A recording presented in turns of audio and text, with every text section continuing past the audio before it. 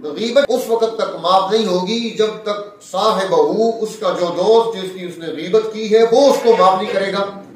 तो एक प्रोफेसर साहब ने वो सवालनामा भेजा कि आप अगर कहते हैं कि गीबत हम अपनी जिंदगी से निकाल दें तो हमारी जिंदगी से तो लुत्फ खत्म हो जाएगा। यानी जो हम 2 बंदे 4 बंदे मिलकर बैठते हैं, कुछ खुशखबरी करते हैं, कुछ किसी के बारे में बात करते हैं, तो हमें एक लुत्फ आता है, तो ये तो खत्म हो जाएगा। अगर आपको ये बात पता चले कि फला फला मजलिस में मेरे बारे में ऐसी ऐसी बातें करके वो लोग लुत्फ अंदोज हो रहे हैं, तो क्या आपको अच्छा लगेगा? नहीं जी, नहीं अच्छा लगेगा।